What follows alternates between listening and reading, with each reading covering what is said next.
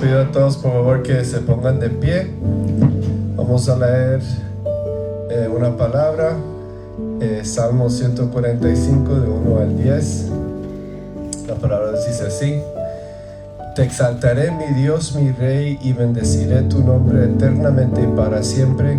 Cada día te bendeciré y alabaré tu nombre. Cada día te bendeciré y alabaré tu nombre eternamente y para siempre. Grande es Jehová y digno de suprema alabanza, y su grandeza es inescrutable. Generación a generación celebrará tus obras y anunciará tus poderosos hechos. En la hermosura de la gloria de tu magnificencia y en tus hechos maravillosos meditaré.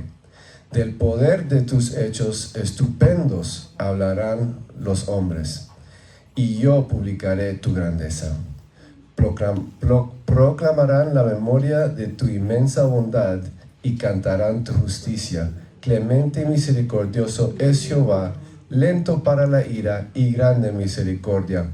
Bueno es Jehová para con todos, y sus misericordias sobre todas sus obras. Y aquí quiero que lean conmigo, hermanos. Te alaben, oh Jehová, todas tus obras, y tus santos te bendigan. Esa es nuestra parte. Todo lo que leí es qué grandioso es Dios. Y aquí en versículo 10 habla de qué es nuestra responsabilidad. Simplemente es alabarlo, oh Jehová, de tus obras. Amén. Y tus santos. Aquí todos somos santos, amén. Amén. En base a eso, todos los santos les pido que con sus voces, con sus gargantas, vamos a declarar que grande y fuerte es nuestro Dios. Amén.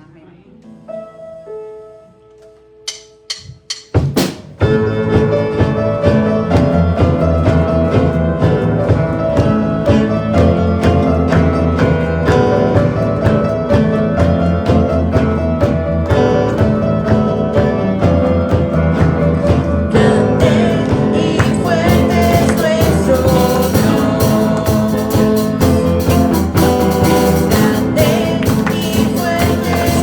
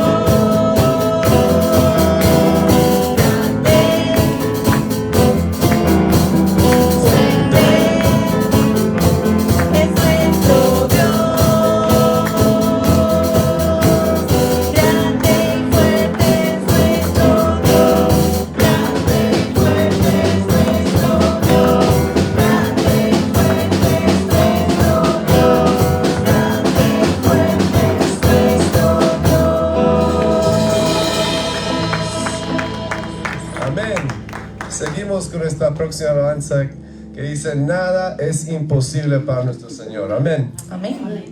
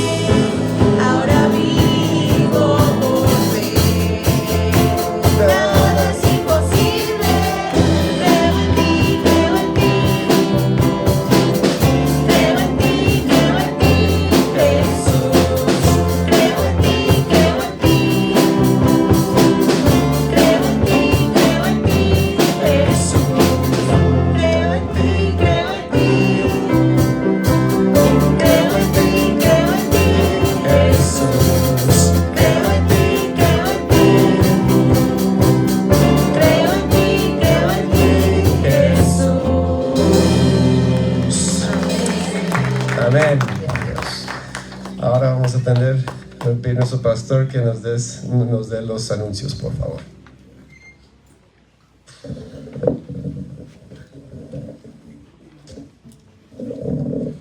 Hermanos, que Dios les bendiga. Amén. Qué bueno que podemos compartir juntos en esta tarde y tener un tiempo para alabar y glorificar al Señor. Tenemos un hermoso clima hoy, así que estamos agradecidos por eso, ¿no? Muy lindo. Después de mucho frío, podemos descansar un poquito. Bueno, quería recordarles nomás las actividades de la semana, que ya lo saben: la reunión de oración, el estudio bíblico el día jueves a las 7:30. Y bueno, por esta semana esas son las actividades que tenemos. Así que queremos orar juntos, tomar un tiempo para entregar al Señor esas necesidades especialmente por la obra misionera, por aquellos obreros que están trabajando en distintas partes del mundo.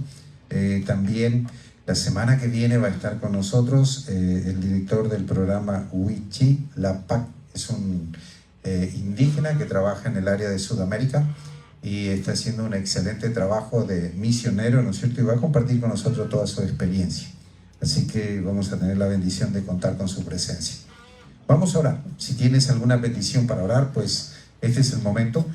Puedes poner tu necesidad ahí en tu mente y en tu corazón y vamos a entregarle junto al Señor. No importa cuál sea la necesidad, el Señor la conoce, ¿no es cierto? Y queremos entregarle a Él. Vamos a orar. Señor y Padre Celestial, una vez más queremos agradecerte por este momento que podemos estar juntos. Gracias, Señor, por tu amor y tu misericordia para con nosotros. Gracias por darnos este tiempo, Señor, para acercarnos a tu trono de gracia y entregarte en tus manos, Señor, cada una de nuestras necesidades. Tú la conoces mejor, Señor, tú sabes cada una de ellas y queremos entregarte a ti. Ahora, Señor, también queremos entregarte a aquellos obreros tuyos que están trabajando en distintas partes del mundo. Te pedimos que tú los bendiga, que tú los guardes, que tú los protejas y que permitas, Señor, que su ministerio pueda continuar siendo una luz en medio donde ellos se encuentran. Nos encomendamos en tus manos y te encomendamos a ti, Señor, cada obra, cada iglesia que está haciendo su trabajo donde tú lo has puesto. Te pedimos la dirección tuya en este tiempo, en nombre de Cristo Jesús. Amén. Amén. Que Dios les bendiga.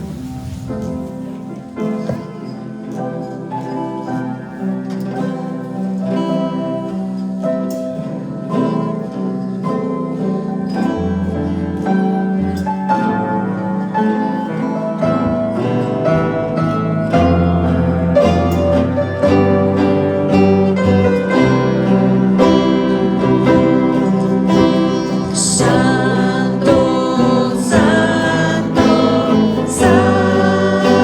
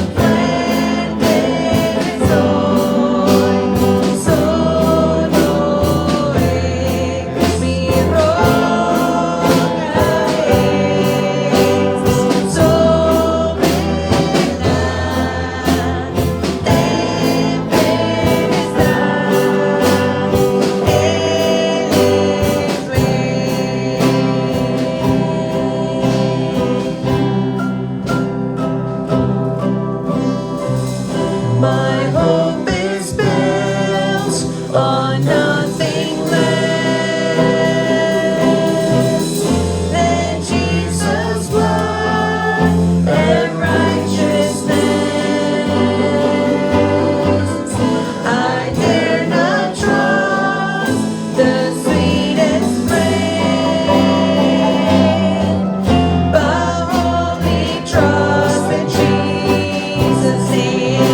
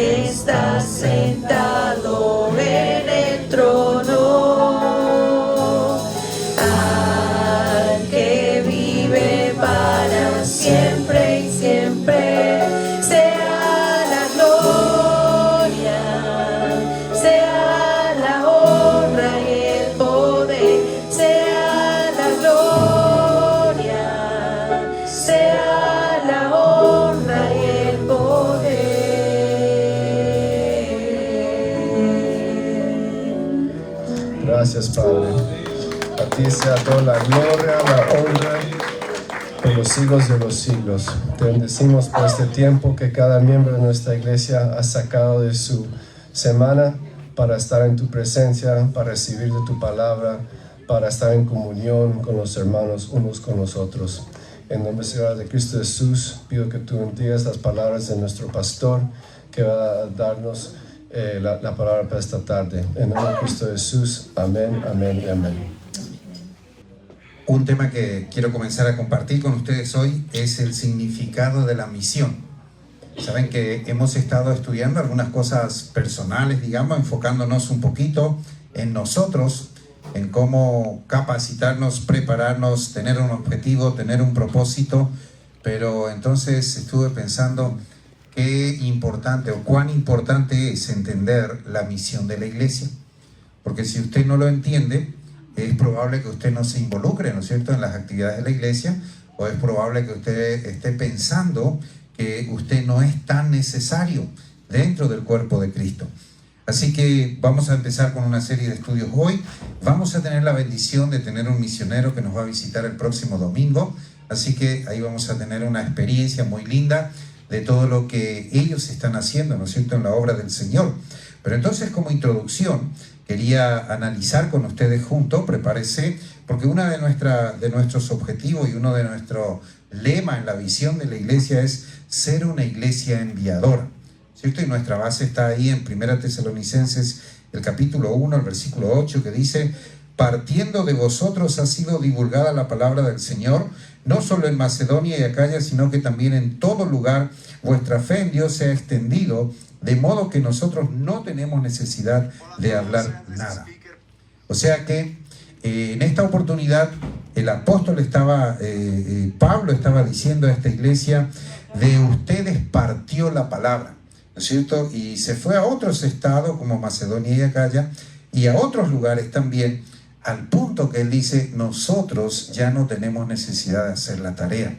Es una linda expresión para una iglesia, ¿no es cierto?, que ha estado trabajando, que ha estado haciendo su tarea, que ha estado cumpliendo el propósito de Dios. Pero ahora, ¿cuál es la misión de la iglesia? ¿Cuál es tu misión? Cuando hablamos de la misión de la iglesia, pues es la tuya y la mía, ¿no es cierto? Porque todos somos iglesia. O sea, cada uno de nosotros somos iglesia. Entonces, me gustaría que a través de estos estudios tú puedas entender la visión que debe tener la iglesia y la visión que tú debes tener, ¿no es cierto?, en la tarea como grupo, como iglesia, como equipo. Lo primero te quiero decir de que, en primer lugar, la misión lo diseñó Dios. Esto no es un capricho del pastor, no es un capricho de la organización, no es nada que vaya a ser humana, sino que es un plan divino de Dios. Partimos de esa primer base. Dios diseñó esta misión. Lo segundo, Jesucristo ejecutó esta misión. O sea, Jesucristo cumplió esta misión o la ejecutó. Y el Espíritu Santo la supervisa. Y esto es lo que vamos a aprender a través de todos estos estudios. Cómo Dios diseña esta misión, cómo el Señor Jesucristo la ejecuta y cómo el Espíritu Santo la supervisa. A lo mejor hasta ahora, ¿no es cierto?, has estado pensando cuál es el propósito de una iglesia, o a dónde quiere llegar esta iglesia o las iglesias, o por qué hay tantas iglesias en el mundo, ¿no es cierto? Y entonces a veces no entendemos la misión que la iglesia tiene, y es por eso que a veces ni nos involucramos, no somos parte de la tarea, ¿no es cierto? Y a veces pensamos que solamente nuestra responsabilidad es venir, sentarnos un domingo, adorar juntos a Dios, escuchar la palabra e irnos a nuestra casa, ¿no es cierto? Y a veces entramos en esa rutina, y entonces eso con el tiempo nos desanima, con el tiempo nos decae, ¿no es cierto? ¿Por qué? Porque no estamos encontrando un propósito como iglesia. Así que si tú has analizado tu vida personal y en los estudios anteriores te has dado cuenta de que es importante tener un propósito en la vida personal, te puedo asegurar que es importante tener un propósito como iglesia también. Y ojalá pueda, a través de todos estos estudios, expresarte de la mejor manera lo que es la misión de la iglesia, para que tú seas parte de esa misión y entiendas que Dios te llamó con un llamamiento supremo, con un llamamiento extraordinario, divino, para que tú ejecutes esa misión también. Partimos de la base de decir, ¿no es cierto?, es tan importante esta misión porque Dios la diseñó.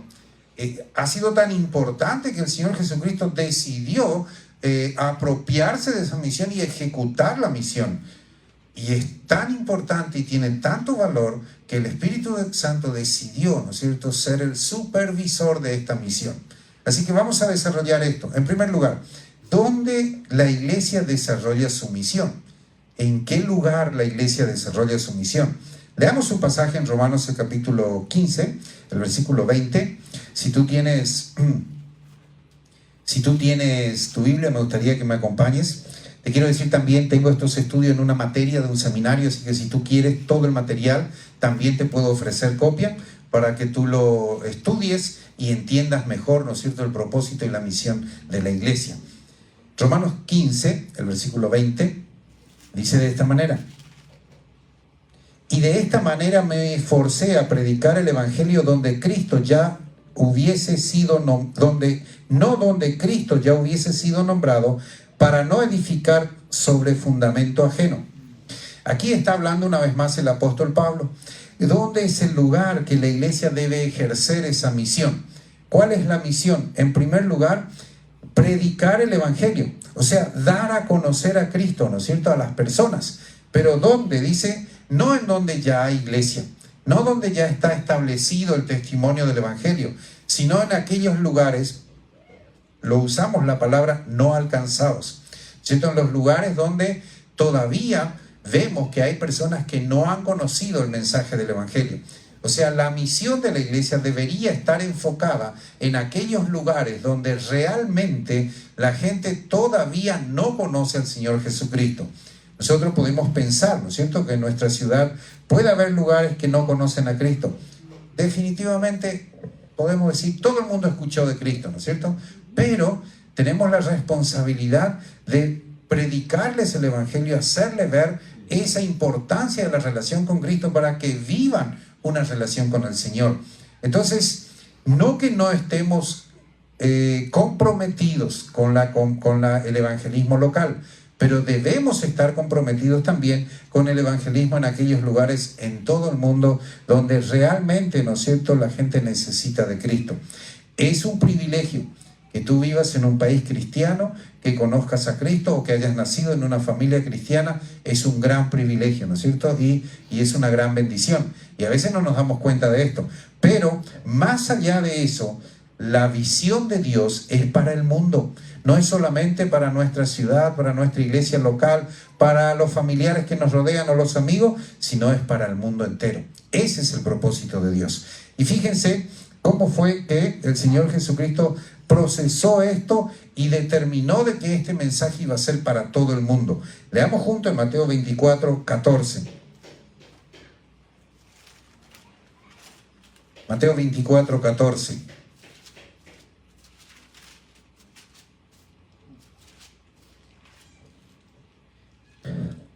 Dice este pasaje: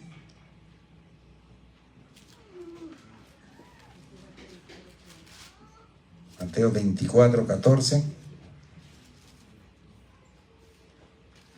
Y será predicado este evangelio del reino en todo el mundo para testimonio a todas las naciones, y entonces vendrá el fin. Fíjense que es un pasaje donde el Señor Jesucristo está hablando y está diciendo que este evangelio debe ser predicado en todo el mundo. Y esta es la misión de la iglesia. O sea, tú y yo somos responsables de que el evangelio alcance a todo el mundo. ¿Para qué? Para testimonio a las naciones. O sea, usted se imagina que una persona llegue a la presencia de Dios y Él le pregunte sobre la obra que Cristo hizo en la cruz, y esta persona le diga: la verdad, nunca escuché de eso. Me hubiese gustado escuchar, pero la verdad no sé nada de eso. No sé, nadie me lo dijo. Entonces, ¿cuál es el propósito de Dios? Dice, debe llegar ese testimonio a todas las naciones. ¿Por qué? Porque el mundo entero un día va a tener que dar cuenta, ¿no es cierto?, de esa obra que Cristo hizo allí en la cruz, y entonces no podrá dar cuenta si tú y yo no testificamos este mensaje. Entonces podemos afirmar de que el Señor Jesucristo establece la misión para la iglesia y determina que este evangelio debe ser predicado en el mundo entero. O sea que no solamente vamos a predicar en nuestra ciudad, en nuestro estado, sino tenemos que salir de nuestro estado, de nuestro país, y también estar pensando que el evangelio debe llegar a todas las naciones. Ahora, a veces pensamos, porque siempre tenemos, ¿no es cierto?, lucha y dificultades con entender este concepto, especialmente Hechos 1:8, porque ahí la palabra dice, ¿quién me dice de memoria? A ver. Cuando venga el Espíritu recibiréis poder sobre vosotros y me seréis testigos en Jerusalén, Samaria y hasta lo último de la tierra. Exactamente. Dice, recibiréis poder cuando venga sobre vosotros el Espíritu Santo y me seréis testigo. Primera función del Espíritu Santo, y la más importante, ¿no es cierto?, en tu vida, es que Él te da el poder para ser testigo. Ese es el plan, ese es el propósito fundamental por el cual el Espíritu Santo vino a tu vida. Ser testigo del poder de Dios. Entonces, a veces pensamos, bueno, ahí nos habla de situaciones distintas. Por ejemplo, testigo dice en Jerusalén, en el área en el que vives, en tu ciudad, en Samaria y hasta lo último de la tierra. Samaria es el estado, lo último de la tierra, ¿no es cierto?, es lo último, hasta el otro lado del mundo. Entonces a veces estamos pensando que este pasaje dice que vamos a empezar por nuestra ciudad. Cuando completemos nuestra ciudad vamos a seguir por nuestro estado. Cuando completemos nuestro estado vamos a seguir por el país, y cuando completemos el país vamos a irnos un poquito más allá hasta llegar a lo último de la tierra. Pareciera que esto sería lógico así, ¿no? Pero en realidad originalmente esto no significa así. La Biblia habla, y cuando usted analiza el original usted se va a dar cuenta de que la expresión es simultáneamente. Mientras la iglesia está siendo de testigo aquí localmente, debe estar involucrada en el programa misionero estatal, nacional y mundial. O sea, la iglesia debe simultáneamente ser un testimonio, no solamente aquí en la ciudad, sino hasta lo último de la tierra. Y esto es algo que no hemos entendido. ¿Cuál es el mayor problema de las iglesias? Nuestras cuatro paredes que nos rodean, ¿no es cierto? ¿Por qué no salimos de aquí? O sea, no miramos más allá de las paredes que nos rodean. Muchas veces, ¿no es cierto?, nosotros nacimos como iglesia con un propósito: ser una iglesia misionera. Ser una iglesia que entiende desde un principio, ¿no es cierto?, cuál es el propósito con el cual Dios nos ha llamado. Ser testimonios aquí, sí, ser testimonio un poquito más allá y hasta el otro lado del mundo. Esa es la razón por la que usted va a escuchar que nuestra iglesia tiene proyectos misioneros en el otro lado del mundo y en varias partes también. Porque hemos entendido claramente que la misión de Dios nos fue entregada y debemos ser testigos simultáneamente en nuestra ciudad local, fuera de nuestra ciudad y hasta lo último de la tierra. ¿Qué dice Mateo 28, 16 al 20? Ahí hay la gran comisión, la que conocemos muy bien. Se lee mucho en todas las conferencias misioneras, se lee en todos los cursos de misiones, ¿no es cierto? Pero ¿será que como iglesia hemos entendido claramente este propósito? Dice así, Mateo 28, 16 al 20. Los 11 discípulos se fueron a Galilea, al monte donde Jesús les había ordenado. Y cuando le vieron, le adoraron, pero algunos dudaban. Jesús se acercó y les habló diciendo: toda autoridad me es dada en el cielo y en la tierra, por tanto, id y haced discípulos a todas las naciones, bautizándolos en el nombre del Padre, del Hijo y del Espíritu Santo, enseñándoles que guarden todas las cosas que os he mandado, y he aquí yo estoy con vosotros todos los días hasta el fin del mundo. Esta es la gran comisión y esta es la gran misión nuestra, ¿cierto? Y la misión de la iglesia. Aquí Jesús comisionó a sus apóstoles, ¿cierto? Les dijo: ustedes tienen esta autoridad para ir y hacer discípulos a todas las naciones, bautizándolos en el nombre del Padre, del Hijo y del Espíritu Santo, y enseñándoles que guarden todas las cosas que os he mandado. Y una de las cosas que nos mandó es esto, ¿no es cierto? Es la misión, es esa comisión que el Señor nos ha entregado de poder ser testigo de su evangelio, de su obra, ¿no es cierto?, en cada una de las personas que nos rodean o más allá, ¿no es cierto?, de nuestras fronteras. Así que podemos afirmar entonces que la misión de la iglesia no se limita aquí a Nueva York o a lo que tú y yo podemos hacer, porque eso es una gran barrera también en las iglesias, ¿no es cierto? nosotros apenas estamos aquí aguantándonos, ¿cierto? Apenas estamos soportando este lugar y apenas estamos trabajando, y entonces no tenemos como para hacer la misión de Dios. Mi pregunta es, si eso fuera así o debería ser así, ¿por qué Dios te encarga o encarga a la iglesia esa misión? Algo está fallando, algo no está bien, algo no está funcionando en tu vida y en la mía. De lo contrario, la visión de Dios debería llevarse a cabo. ¿Cómo es posible que Dios entregue una misión y tenga un cuerpo, ejecute su Hijo, el Espíritu Santo lo supervise, y tenga un cuerpo que no sea capaz de llevar adelante las misiones? Algo no está bien en nuestra enseñanza, en nuestra práctica o en nuestra vida personal. Eso debemos corregir. Así como te desafié a corregir aquellas cosas en tu vida, tener un propósito, tener un plan, ejecutar un plan, ¿no es cierto?, en tu vida personal, me gustaría que ahora empieces a pensar, ¿no es cierto?, en esta misión de Dios, y empecemos a analizar qué tanto estamos comprometidos con la misión de Dios. Esto no es la misión de la iglesia, no es la misión de la institución, tampoco del pastor, es la de Dios. Y tú y yo, si eres un hijo de Dios, realmente deberías estar involucrado en esa misión. Ahora, analicemos un poquito cómo es que Dios establece la misión. O sea, yo le digo, bueno, es la misión de Dios, pero ahí a lo mejor le estoy hablando en chino o en árabe, ¿no es cierto? No me están entendiendo.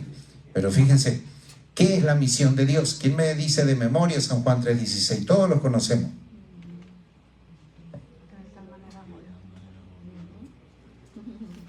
¿Quién dice de memoria?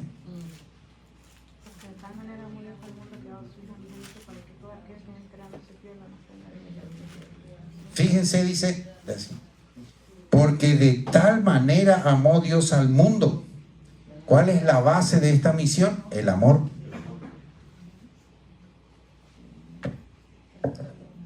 Es tan grande el amor de Dios, ¿no es cierto?, que Él decide, de tal manera amó Dios al mundo, que ha dado a su Hijo, decide entregar a su Hijo. ¿Para qué? Para que el mundo pueda ser salvo. O sea, en la misión de Dios, Él ya hizo su parte. Si nosotros analizamos este versículo, podemos darnos cuenta, Él ya hizo su parte, ¿cierto? Vamos a ir de arriba para abajo. Empecemos con Dios. Dios hizo su parte. Entregó a su Hijo, ¿para qué? Para que pagara un precio, para que hiciera una obra, para que el mundo pueda ser salvo. Ahora, ¿qué dice Isaías 43:7? Isaías 43:7. Dice este pasaje: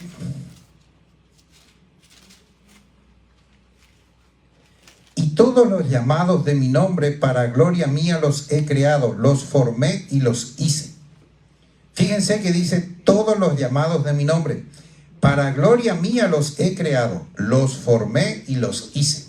O sea, el propósito por el cual Dios creó al hombre es para que glorifiquen su nombre. Ese es el propósito. No fue creado el hombre para ser condenado, no fue creado el hombre para ir al infierno, no fue creado el hombre para vivir sin relación con Dios, sino fue creado para honrar y glorificar a Dios.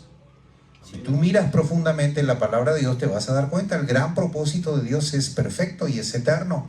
Y este es el plan. Entonces, podemos afirmar que la misión de Dios está correcta. Él ya hizo su trabajo. Y fíjense el problema que tenemos ahora. ¿Cierto? Dios hace su trabajo, pero ahora vamos a Romanos 3:23. ¿Quién quiere leer este pasaje? El que encuentra.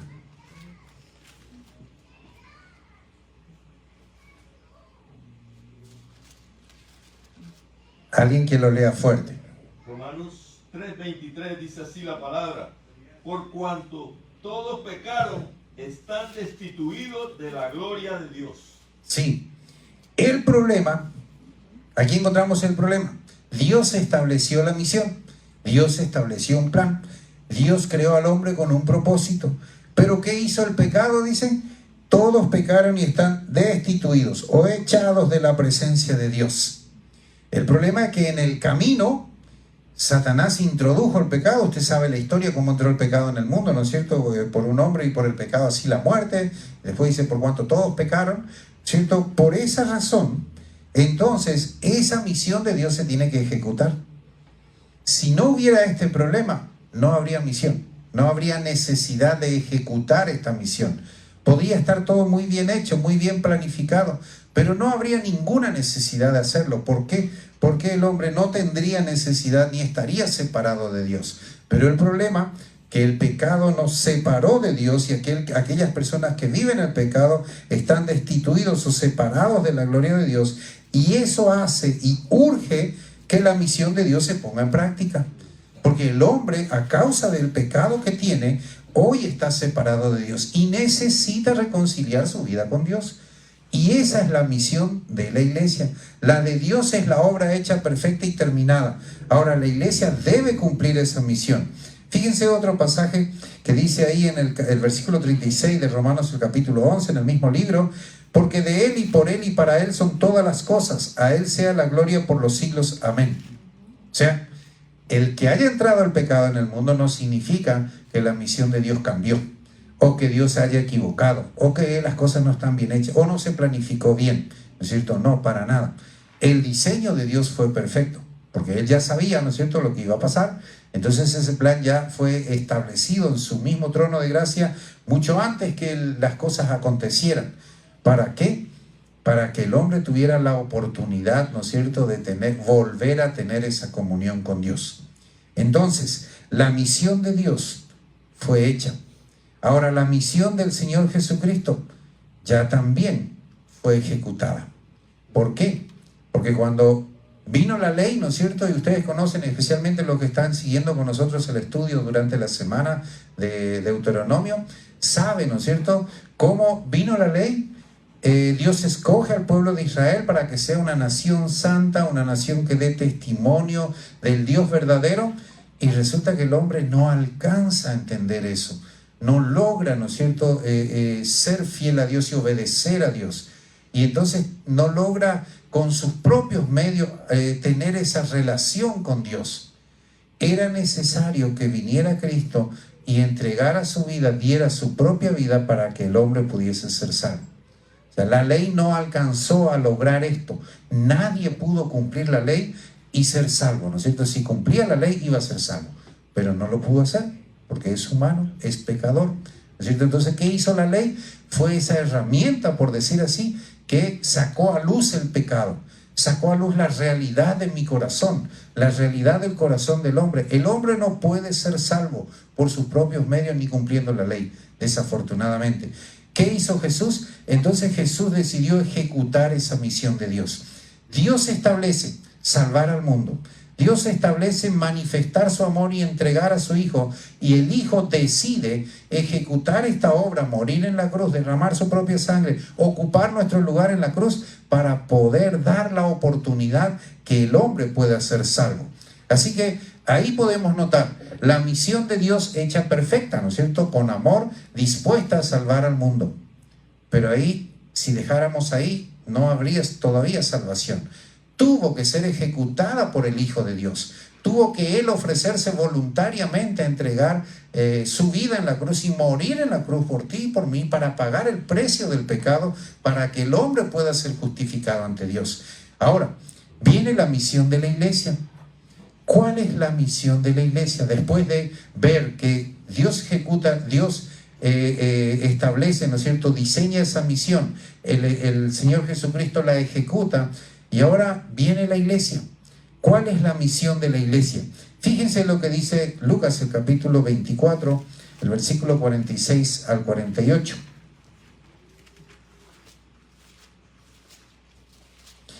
Dice este versículo, Lucas 24, 46 al 48. Y les dijo: así está escrito y así fue necesario que Cristo padeciese y resucitase de los muertos al tercer día, y que se predicase en su nombre el arrepentimiento, el perdón de pecado en todas las naciones, comenzando desde Jerusalén. Y vosotros sois testigos de estas cosas. Fíjense lo que es la misión de la iglesia. Aquí usted tiene declarada, por decir así, la misión de la iglesia. Porque dice, así está escrito y así es necesario que esto suceda. O sea, es necesario que esto pase. Cristo, dice, tuvo que padecer, resucitar de los muertos al tercer día. Y ahora se tiene que predicar en el nombre de Él el arrepentimiento y el perdón de pecado ¿a quiénes? A todas las naciones. O sea que Jesucristo, al ejecutar esa obra, está ejecutando la misión de Dios global, ¿no es cierto? Mundial. ¿Por qué? Porque está recalcando en este pasaje, Lucas lo está recalcando, de que nosotros somos responsables ahora de que este mensaje de arrepentimiento y de perdón llegue a todas las naciones. O sea, usted y yo somos responsables. ¿Dónde va a comenzar? En Jerusalén. Ustedes saben que la obra del Evangelio en realidad comenzó en Jerusalén, ¿no es cierto? Pero desde allí se expandió. Estuve mirando un poquito la trayectoria del cuerpo o el equipo misionero de Pablo. Por ahí algunos sacan una conclusión de que plantaron 10 iglesias en 30 años. Pero después uno mira y uno encuentra que muchas más iglesias fueron plantadas, ¿no es cierto? En todo ese trabajo misionero que ellos fueron haciendo. Pablo hizo 3 viajes misioneros. Y en esos viajes, lo que él hizo, ¿no es cierto?, ir y establecer iglesias en distintas ciudades. Desde Jerusalén nace ese desafío para la iglesia de cumplir esa misión. Pero se extendió en el mundo entero y llegó hasta nosotros. Y hoy nosotros tenemos la misma responsabilidad que tuvo la iglesia primitiva. Dar testimonio del arrepentimiento y de la necesidad del perdón de pecados en nuestra iglesia, en nuestro barrio, en nuestra ciudad, fuera de nuestra ciudad, más allá de nuestra ciudad y hasta el otro lado del mundo. Ahora, ¿cuál es la misión? Si determinamos que esta es la misión de la iglesia, predicar la palabra de Dios en el mundo entero, ¿cuál es la misión del discípulo? O sea, ¿cuál es tú y yo? ¿Cierto? Somos discípulos de Cristo. Porque fíjense, esto es lo que se determinó cuando el Señor Jesucristo dijo, id y haced discípulos. Tú, al aceptar a Cristo como tu Salvador personal, te convertiste en un discípulo de Cristo. Y ahora como discípulo tú tienes una misión. ¿Cuál es tu misión? La misión es, ¿no es cierto?, de que tú debes, dice Marcos 16, 15 y 16. Leamos un poquito ahí para que no me anticipe a decirte lo que la Biblia dice. Marcos 15, 16, 15 y 16, perdón. Marcos 16, 15 y 16. Y les dijo, o sea, esta oportunidad otra vez, Jesús comisiona a los 11, ¿no es cierto? Le dice, id por todo el mundo y predicad el evangelio a toda criatura. El que creyere y fuere bautizado será salvo, mas el que no creyere será condenado. Esta es la misión del discípulo, ¿cierto? Esta es tu misión y mi misión. Dice, id por todo el mundo y predicad el evangelio a toda criatura. Esta es nuestra misión, todos juntos, ¿no es cierto? Ahora, el que creyere y fuere bautizado, dice, será salvo, pero el que no creyere será condenado. No sé si usted se dio cuenta de un detalle ahí. Ahí dice, el que creyere y fuere bautizado será salvo. Y a veces pensamos, bueno, si la persona no es bautizada, no es salva. Y entonces tendríamos que condenarle, ¿no es cierto?, al ladrón en la cruz, bueno, tuvo la oportunidad de bautizarse. Estaría condenado. Pero fíjense la aclaración al final del autor. El que no creyere será condenado. Es condenado el que no cree. Ahí no dice el que no creyere y no se bautizare será condenado, sino dice simplemente el que no creyere. Entonces, muchas veces tenemos que analizar esto desde esta perspectiva, desde el principio bíblico, ¿no es cierto?, para no confundirnos, porque a veces pensamos hasta en una oportunidad increíblemente, en un examen a una persona, a una pareja pastoral, ¿no es cierto?, que estaban aplicando para el ministerio pastoral, sale esta pregunta y ellos expresan de que, bueno, tiene que ser bautizado para ser salvo. Porque muchas veces, ¿no es cierto?, no estamos profundizando o estudiando correctamente la palabra, ni mirando el contexto y la enseñanza comparativa de todas las cosas. Así que tengamos cuidado con esto. Cuando aquí el autor afirma, creyere y fuere bautizado y será salvo, es porque el bautismo en el primer siglo era una consecuencia inmediata de la conversión. Ellos aceptaban a Cristo y se bautizaban inmediatamente. No había un proceso de espera, ¿no es cierto?, y de pensar o de decir, no sé si estoy preparado o no estoy preparado. No, había una entrega, ¿no es cierto? No había un discipulado, ¿no es cierto? Había una entrega total, inmediatamente se convertía y se bautizaba, y ahí comenzaba el discipulado. Después de ser bautizado, los 3.000 en el origen de la iglesia, los 3.000 fueron bautizados ese mismo día, ¿no es cierto? No dice, tuvieron 6 meses de discipulado y después se bautizaron. Inmediatamente fueron bautizados. Todas estas pequeñas cosas a veces como iglesia nos descuidamos, no digamos hacemos mal, pero en realidad hacemos mal. Muchas veces nos descuidamos, ¿no es cierto? Porque la persona que acepta a Cristo debería inmediatamente bautizarse, pero hay muchas cosas, ¿no es cierto? O tenemos mucha excusa para esto. No tenemos un bautisterio, ay, hace frío, es invierno, hay nieve, entonces no hacemos el bautismo, ¿no es cierto? Y hacemos una vez al año y cada vez que lo hacemos con asado y todo lo hacemos. Entonces, ese es el problema, ¿no? Entonces, pero hermanos, bíblicamente tenemos que aclarar esto. Definitivamente la persona que entrega su vida a Cristo debe inmediatamente pasar por las aguas del bautismo. Te digo esto para que pienses en tu situación. Si tú ya entregaste tu vida a Cristo y todavía no te bautizaste, estás cometiendo un error. Deberías estar preparándote, ¿no es cierto? Y avisándonos, y deberíamos estar haciendo un bautismo para que pases por las aguas del bautismo. Así que piensa en esto también. Ahora, vamos a concentrarnos en lo que estábamos. La misión del discípulo. La misión nuestra, dice, es ir por todo el mundo y predicar el evangelio a toda criatura. Esa es la misión nuestra, ¿cierto? Vimos la misión de Dios, vimos la misión del Hijo, vimos la misión del Espíritu Santo, vimos la misión de la iglesia, ahora vemos la misión del discípulo. Y entonces, si esta es nuestra misión, ¿qué es ser un misionero?